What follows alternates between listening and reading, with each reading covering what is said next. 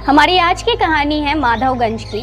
माधवगंज एक बहुत ही पुराना गांव था जहां पे सभी लोग बहुत खुशी के साथ रहा करते थे। उसी गांव के एक छोटे से घर में एक लड़की रहा करती थी जिसका नाम शोभा था। शोभा बचपन से ही अनाथ थी और गरीब थी, लेकिन वह बहुत ही ज़्यादा मेहनती भी थी। गरीब होने के बावजूद वह दूसरों के घरों में काम करती थी और काम करके जो भी पैसे आते थे उससे अपना घर का खर्चा चलाया करती थी। ऐसा करके ही उस छोटी लड़की के दिन बीत रहे थे। अब तो मौसम भी बदल रहा था और मौसम के साथ साथ हवाओं का जा रहा था। अब तो ठंड बढ़ने लग गई है। ये इतनी ठंड में आखिरकार मैं कैसे रहूँगी, कैसे गुजारा करूँगी मैं अपना। कहीं से अगर लकड़ियों का इंतज़ाम हो जाता तो उन्हें ही जला के मैं अब खुद को गर्म रख पाती। इस तरह से सोचते हुए शोभा उस रात तो सो जाती है अपनी पतली सी चादर को ओढ़ के, लेकिन ठंड इतनी ज़्यादा थी कि रात भर शोभा कांपती रहती है। अगली सुबह जैसे ही होती है, शोभा लकड़ियों की तलाश में इधर उधर घूमने लगती है, लेकिन माधवगंज मैदानी इलाके में होने की वजह से शोभा को लकड़ियां मिलने में बहुत ज़्यादा कठिनाई होती है। तभी उसे एक पेड़ दिखाई देता है। वह उछलकर उस पेड़ की टहनी से लकड़ी तोड़ने की कोशिश करती है, नहीं पाती है। तभी वहां से मालती जाती है और मालती उसे देखकर कहती है, अरे ओ लड़की, ये क्या बच्चों की तरह उछल कूद कर रही है? बचपना आ गया है क्या? क्या करूं काकी, रात को इतनी ज़्यादा ठंड होती है कि समझ नहीं आता आखिरकार क्या करूं। इसकी वजह से लकड़ियां जमा कर रही हूं। इन लकड़ियों को जला के रात को खुद को गर्म रख पाऊंगी, क्योंकि मेरे पास तो पतला सा कंबल है। अरे तो लकड़ियां खरीद क्यों नहीं लेती तू?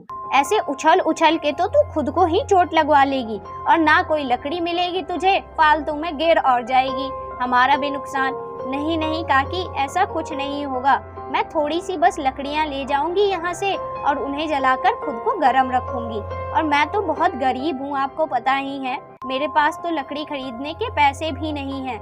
आप ही दे दो मुझे। अरे मुझे क्या पता था कि तुझे नसीहत देने का ये अंजाम होगा कि तू मेरे ही सर पे आके पड़ जाएगी।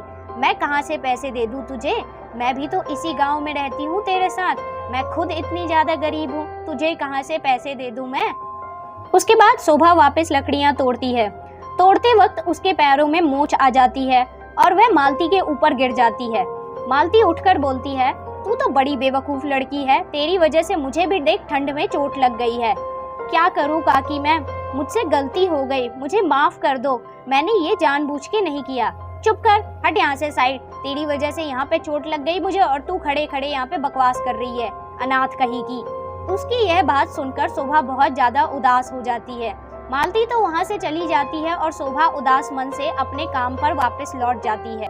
काम करते वक्त भी शोभा यही सोच रही थी कि आखिरकार आज भी लकड़ियों का इंतजाम नहीं हुआ। अब वह रात को सर्दी में कैसे रहेगी? सारा काम अपना खत्म करने के बाद शोभा वापस रात को अपने घर जाती है। ठंड इतनी ज्यादा होती है कि शोभा सोच भी नहीं पा रही थी कि आखिरकार वो कैसे सोएगी। जैसे तैसे शोभा रात को भी अपनी पतली सी चादर ओढ़ के सो जाती है। घर टूटा होने की वजह से हवा आज अंदर भी आ रही थी। शोभा की अभी आंख लगी ही होती है कि बाहर से दरवाजा खटखटाने की आवाज आती है। शोभा उठकर बोलती है, पता नहीं इस रात को कौन आया होगा, कौन बाहर खड़ा होके मेरे दरवाजे को खटखटा रहा है। शोभा दरवाजा खोलकर बाहर जाती है तो एक बूढ़ी औरत हाथों में लकड़ी लिए हुए कांपती हुई दिखाई पड़ रही। उसे देख शोभा सोचती है कि कितने बेकार घर वाले हैं इनके, जो कि आधी रात को इन्हें ऐसे छोड़ दिया है। वह पूछती है कि बूढ़ी माई आप कौन हैं और कहां से आई हैं? इस पर वह बुढ़िया सोचकर बोलती है, बेटा मैं दूसरे गांव में रहती हूँ। यहाँ से लकड़ियों को ले जाकर दूसरे गांव में बेचने वाली थी, लेकिन रास्ता भूल गई और ठंड इतनी ज्यादा थी कि अब मेरी हिम्मत जवाब दे गई है। क्या तुम आज रात को मुझे अपने घर में रुकने दोगी? शोभा कुछ देर तक उस बूढ़ी की बात सुनती है और सोचती है कि वह आखिरकार क्या करे। बाहर की ठंडी हवाओं को देखकर वह बोलती है, ठीक है बूढ़ी माई, आपका जब तक मन करे आप मेरे घर के अंदर रह सकती हो। इतना कहकर वह उस बुढ़िया को अपने बेड के ऊपर अपनी कंबल उड़ा के सुला देती। जैसे जैसे रात बढ़ रही थी, ठंड भी बढ़ती चली जा रही थी। अगली सुबह जैसे ही होती है, शोभा बुढ़िया को उठाने के लिए कमरे के अंदर आती है।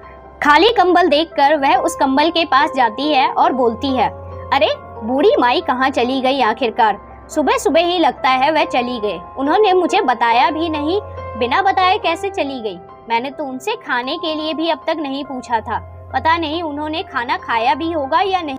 काश कोई मेरे लिए भी खाना ला देता, भूख तो मुझे भी लगी है। वह इस बारे में सोच ही रही होती है तभी अरे मैंने तो अभी सोचा ही था और ये खाना आ भी गया। लगता है ये कंबल जादुई है। चलो इससे लकड़ियां मांग कर देखती हूँ। काश ऐसा होता कि लकड़ियां भी आ जाती थोड़ी सी। तभी वहाँ पे एक जादू होता है और लकड़ियां भी आ जाती है। ओह, ये कंबल मुझे लगता है जादुई है, लेकिन आज से पहले तो इस कंबल ने ये सारी चीजें नहीं की थी। लगता है वह बूढ़ी माई जादुई थी।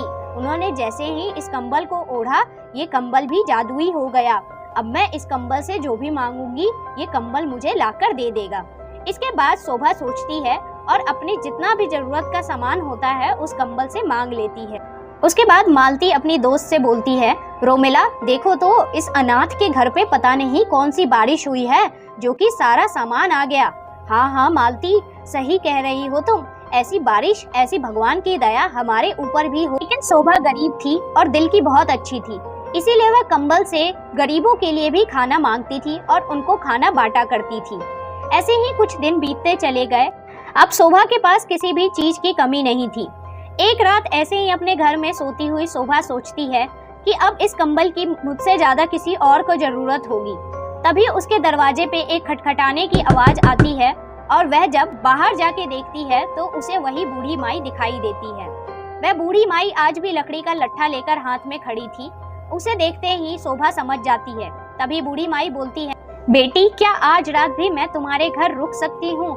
हाँ हाँ बूढ़ी माई, क्यों नहीं, आप जब तक चाहे मेरे घर आकर रुक सकती हैं। आप बाहर क्यों खड़ी है? अंदर आइए, अपना ही घर समझिए इसे। चलिए। और इतना कहकर वह उस बूढ़ी माई को ले जाकर अंदर सुला देती है। ऐसे ही रात बीतती चली जाती है। अगली सुबह जैसे ही शोभा उठकर वापस उस घर में जाती है बूढ़ी माई को जगाने के लिए, वह फिर देखती है तो ना तो बूढ़ी माई होती है और इस बार ना ही उसका कंबल होता है। जैसे ही वह सारी चीजें देखती है वह समझ जाती है कि शायद अब बूढ़ी माई उस कंबल को ले जाकर किसी ऐसी जरूरतमंद इंसान को देंगी जिसकी उससे ज्यादा जरूरत थी। आपको हमारी ये वाली कहानी कैसी लगी हमें कमेंट में जरूर बताइए। आपके कमेंट करने से हमें भी मोटिवेशन मिलता है। अगर आपको ये वीडियो अच्छी लगी तो वीडियो को लाइक करके चैनल को सब्सक्राइब करना मत भूल। तब तक के लिए bye bye, take care, have a nice day. अपना ध्यान रखिए। अगली वीडियो में मिलेंगे हम आपको एक नई कहानी के साथ। तब तक के लिए थैंक्स फॉर वॉचिंग।